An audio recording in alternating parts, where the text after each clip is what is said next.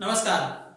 आज हम पढ़ने जा रहे हैं यदि दो रेखाओं को एक तीसरी रेखा काट कर निकल जाए यानी प्रतिच्छेद करके निकले, लेकिन ध्यान रखिएगा ये रेखा इन दोनों रेखाओं को दो अलग अलग बिंदुओं पर प्रतिच्छेद करती है। ऐसी रेखा इन दोनों रेखाओं के लिए तिर्यक रेखा यानी ट्रांसवर्स के नाम से जानी जाती है। ट्रांसवर्स लाइन इस तरह से बोला जाता है। इस ट्रांसवर्स लाइन के द्वारा इन दोनों रेखाओं पर 8 कोणों का निर्माण हो रहा है। हमें पता है जब भी दो रेखाएं एक दूसरे को काटती है तो 4 कोणों का निर्माण होता है, 4 कोण बनते हैं और 4 कोण इस लाइन पर बन रहे हैं और 4 कोण इस लाइन पर यानी रेखा पर बन रहे हैं, तो कुल मिलाकर 8 कोण हमारे पास में प्राप्त हो रहे हैं। इनको इनकी स्थिति के आधार पर, इनको इनकी दूसरे कोणों के संबंधित स्थिति के आधार पर अलग अलग युग्मों के अंदर यानी कि जोड़ों के अंदर यानी पेयर्स के अंदर बांटा गया है। वो पेयर क्या क्या है उसी के आधार पर इन कोणों को विभाजित किया गया है। देखते हैं। सबसे पहले शीर्षाभिमुख कोण है जो हम पिछले वीडियो में भी पढ़ चुके हैं। क्या था कि जब भी दो रेखाएं एक दूसरे को काटती है तो जिस शीर्ष के ऊपर काटती है इस शीर्ष के दोनों ही तरफ बने हुए कोण आपस में शीर्षाभिमुख कोण यानी शीर्षाभिमुख कोण या एक दूसरे शीर्ष के दोनों तरफ स्थित वर्टिकली ऑपोजिट एंगल्स कहलाते हैं। यहाँ 1 और 3 इस ओ शीर्ष के दोनों तरफ स्थित है। इसी प्रकार 2 और 4 आपस में शीर्षाभिमुख कोण होंगे। यहाँ पर 7 और 5, यहाँ 6 और 8। ये नाम आप इनके याद मत रखिएगा, परिभाषा से याद रखिए कि कोण जो शीर्ष के दोनों तरफ बने हो यानी एक ऊपर बना होगा दूसरा नीचे या दाहिने या बाईं और जो भी आपको ठीक लगे उस तरीके से आप याद रख सकते हैं। तो इस प्रकार के कोण शीर्षाभिमुख कोण कहलाते हैं और ये हमेशा आपस में बराबर होते हैं। पिछले वीडियो में हम बता चुके हैं क्यों बराबर होते हैं, उस पर हम ज्यादा डिस्कस नहीं करेंगे। तो 1 और 3 शीर्षाभिमुख कोण का जोड़ा हो गया, 4 और 2 हो गया, यहाँ 5 और 7 हो गए, 8 और 6 हो गए। तो ये जो था ये पिछले वीडियो में भी हम पढ़ चुके हैं, लेकिन यहाँ पर वो कोण बन रहे थे। ये कब बनते हैं? जब कभी भी दो रेखाएं एक दूसरे को प्रतिच्छेद करके निकलेंगी तो ये चारों कोण बनेंगे और दो पेयर यानी 2 जोड़े बनेंगे। एक तो ये जोड़ा हो गया, दूसरा ये जोड़ा हो गया। इस प्रकार यहाँ भी 2 और 2 कुल मिलाकर 4 जोड़े बन रहे हैं शीर्षाभिमुख कोण के। ये सारे कोण जो है वो युग्म होते हैं। युग्म का मतलब होता है पेयर, 2 के जोड़े बनेंगे। अगला जो है संगत कोण युग्म। नाम क्या आ रहा है देखिए, संगत। इंग्लिश में कहा जाए तो करस्पॉन्डिंग है एंगल्स, पेयर बोल सकते हैं, करस्पॉन्डिंग पेयर ऑफ एंगल्स। ठीक है, इस प्रकार से। तो संगत का मतलब क्या हो गया कि दोनों की स्थिति एक जैसी होगी। कैसे होगी एक जैसी? मेरे जिस तरीके से याद रखता हूं उसी तरीके से आपको बताऊंगा और वो सबसे सरल तरीका और सबसे वैध तरीका रहेगा। आप कभी भी जिंदगी में भूलेंगे नहीं। ये रेखा है और एक रेखा ये, उनको एक रेखा ये तिर्यक काट रही है। तो इस रेखा के ऊपर 2 कोण इसके ऊपर बन रहे हैं। इसी प्रकार इस रेखा पर भी 2 कोण इसके ऊपर की ओर बन रहे हैं और 2 कोण इसके नीचे की तरफ बन रहे हैं। इसमें भी तो ऐसा ही 2 कोण इसके नीचे की तरफ बन रहे हैं। 2 कोण इस रेखा के दाहिनी यानी राइट साइड में बन रहे हैं। वैसे ही इस रेखा यानी तिर्यक रेखा के यहाँ पर राइट साइड में 2 कोण बन रहे हैं और इधर भी लेफ्ट साइड में। तो जो स्थिति इस रेखा और इस रेखा के द्वारा किसी कोण की बन रही है वैसी ही स्थिति इस रेखा और तिर्यक रेखा के द्वारा बन रही है, वो दोनों आपस में क्या होंगे? संगत कोण। जैसे कि देखिए इस रेखा के ऊपर की तरफ और तिर्यक रेखा के दाहिनी तरफ यानी राइट साइड में, तो इस रेखा L कह लूं या मैं AB कह लूं, AB के ऊपर यानी 1 और 4 और उसमें भी राइट साइड में किसके? तिर्यक रेखा के, तो कौन सा हो गया? 1 हो गया। इस प्रकार यदि मैं इस दूसरी वाली रेखा के लिए देखूं तो इसके ऊपर की तरफ 5 और 8 बन रहे हैं और राइट साइड में देखूं तो कौन बन रहा है? कोण 5। तो कोण 1 का संगत कोण कौन हो गया? कोण 5। समझ में आ रही है ना? करस्पॉन्डिंग एंगल्स किस प्रकार से निकालेंगे। इसी प्रकार ऊपर की तरफ बाईं ओर यानी लेफ्ट साइड में, ऊपर की तरफ बाईं ओर यानी लेफ्ट साइड में तो 4 और 8 हो गया। इसी प्रकार नीचे की तरफ दाहिने साइड में यानी राइट साइड के अंदर और यहाँ भी नीचे की तरफ राइट साइड में यानी 2 और 6 हो गए। इस प्रकार नीचे की तरफ बाईं साइड में यानी कि लेफ्ट साइड में नीचे की तरफ तो 3 और 7 हो गए। ये नाम वो चेंज भी कर सकता है, एक यहाँ से शुरू कर दे, एंटी क्लॉकवाइज चल सकता है, क्लॉकवाइज चल सकता है। तो नाम से याद मत रखिएगा, परिभाषा और जिस तरीके से मैं बता रहा हूँ उस तरीके से याद। यानी कि उसकी स्थिति समान होने पर वे दोनों कोण आपस में कैसे कोण कहलाएंगे? संगत कोण और युग्म, क्योंकि ये जोड़े बन रहे हैं हमेशा। तो यहाँ इस आकृति के हिसाब से मैं बात कर रहा हूँ। कोण 1 का युग्म किसके साथ बन रहा है? कोण 1 और कोण 5, क्योंकि दोनों कहाँ है? ऊपर राइट साइड, ऊपर राइट साइड, दोनों रेखाओं की जब हम बात कर रहे हैं। इसी प्रकार से ये पहला जोड़ा हो गया। दूसरा जोड़ा क्या बन रहा है? 8 कोण है, जोड़े बनेंगे यानी 4। इसका मतलब 2 के जोड़े बनेंगे यानी 4 जोड़े हो जाएंगे। दूसरा देखिए कोण 2 और यहाँ पर कोण 6। तीसरा देखिए कोण 3 और कोण 7 हो गया। चौथा देखिए कोण 4 और कोण 8। आगे चलते हैं एकांतर कोण युग्म।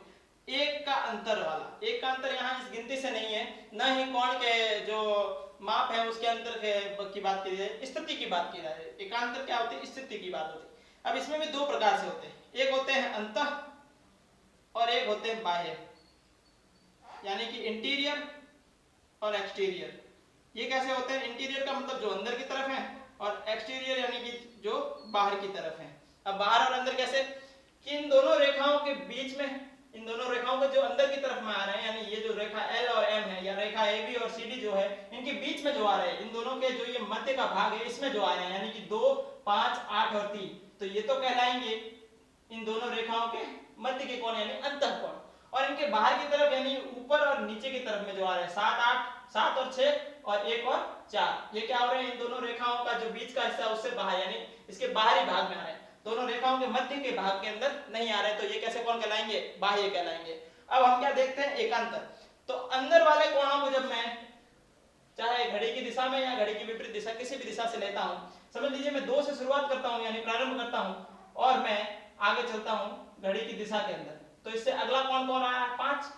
लेकिन हमने क्या कहा था? एक के अंतर से, यानी एक छोड़ देना है और अगला लेना है, एकांतर। यहाँ एकांतर का मतलब स्थिति से, तो इससे अगला घड़ी की दिशा में चलूंगा तो 5, लेकिन हमें एक छोड़ना है, यानी अगला कौन कौन हो गया? तो 8। तो इसका मतलब 2 का एकांतर कौन हो गया? 8 हो गया। 2 का एकांतर कौन कौन सा हो गया? 8 हो गया। और कैसा एकांतर है? क्योंकि ये दोनों रेखाओं के अंदर की तरफ है, यानी कैसे एकांतर है? अंतः एकांतर कोण हो गया। अंतः एकांतर कोण युग्म हो जाएगा कौन?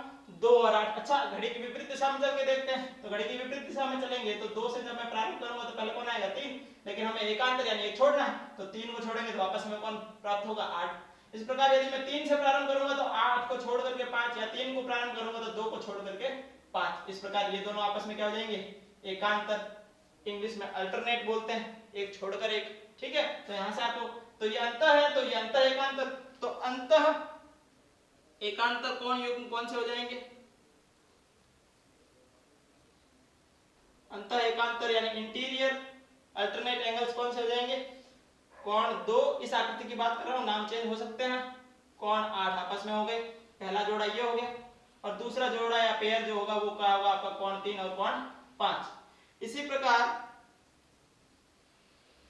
बाह्य एकांतर कोण युग्म कौन से होंगे? जो बाहर की तरफ है। यहां से प्रारंभ करूंगा, घड़ी की दिशा में चलूंगा, पहले 6 आ रहा है, 6 नहीं, मुझे अगला लेना है 1 छोड़ करके, तो 1 और 7 हो गया, कोण 1 और कोण 7 का ये जोड़ा बन गया। और दूसरा जोड़ा कौन सा होगा? आप खुद भी जान गए होंगे अब तक। 4, 7 छोड़ दिया 8, 6 इधर से देखूंगा तो 1 छोड़ दिया 6, 1 छोड़कर होता है तो अगला, तो हो गया कोण 4 और कोण 6। ये बाह्य हो गए क्योंकि बाहर की तरफ है, ये अंदर। तो आपको कई बार ऐसा दिखाया गया होगा कि जेड की आकृति याद रखिए आपको एकांतर कोण, तो वो वहां क्या होता है, हम अधिकतर जो एकांतर कोण की बात करते हैं वो कैसे कोण होते हैं? अंतः होते हैं, इसलिए ऐसा सिखाया जाता है कि जेड आप आकृति जेड देख लीजिए। लेकिन जब आप बाह्य कोण की बात करेंगे तो आपको जेड आकृति तो उसके अंदर की तरफ नजर में आएगी, लेकिन कोण कहाँ रहेगा? बाहर की तरफ, तो वहां आप कंफ्यूज हो सकते हैं। इसलिए आप हमेशा इस तरह की चीज याद रखिए। अब आगे हम चलते हैं, इससे आगे जो है अभी और एक और प्रकार बच रहा है, वो वैसे मैं हालांकि आपसे डिस्कस कर चुका हूं, फिर भी एक बार देख लेते हैं क्या है। मैंने अभी आपको बताया अंतः और बाह्य, तो अंतः और बाह्य किस आधार पर है? रेखाओं के मध्य यानी आंतरिक भाग के अंदर है स्थित जो कोण है वो अंतः कोण कहलाएंगे। ये मध्य का जो भाग है या इसका जो आंतरिक भाग है या इसका जो अंतः भाग है, इन दोनों रेखाओं के मध्य का इंग्लिश में इंटीरियर बोलेंगे, और इन दोनों रेखाओं के अंदर से छोड़ करके यानी बाहरी जो भाग है यानी एक्सटीरियर भाग है, बाह्य भाग जो है उसमें स्थित कोण, तो ये दो हो गए। अब जो है ये तो अभी तक तो हमने क्या किया था कि इन दोनों रेखाओं के आधार पर जो इनके कोण थे, ऊपरी हिस्सा और संगत कोण, और इस प्रकार से हमने बात की। अब हम तिर्यक रेखा की और भी बात कर लेते हैं। तो तिर्यक रेखा के एक ही ओर स्थित कोण, यानी कि तिर्यक रेखा के बाईं साइड या माफ कीजिए दाईं साइड या बाईं साइड यानी राइट और लेफ्ट में स्थित, तो तिर्यक रेखा के दाहिनी साइड यानी राइट साइड में कौन कौन सा है? 1, 2, 5 और 6, इस आकृति के अनुसार नाम परिवर्तित हो सकते हैं। ध्यान रखिए ये बात मैं बार बार बोल रहा हूं क्योंकि इसी में गलती होती है। तो तिर्यक रेखा के एक ही साइड राइट साइड में स्थित है तो ये वाले साइड, तिर्यक रेखा के बाएं यानी कि लेफ्ट साइड में स्थित है तो वो ये वाले कोण हो गए।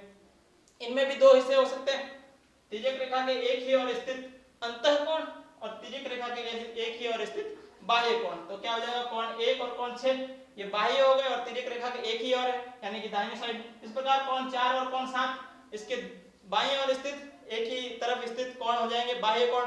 आंतरिक में फिर बात करेंगे तो 2 और 5, इधर क्या हो जाएगा 3 और 8। तो ये हो गए। इन कोणों को क्या कहा मैंने आपको, तिर्यक रेखा के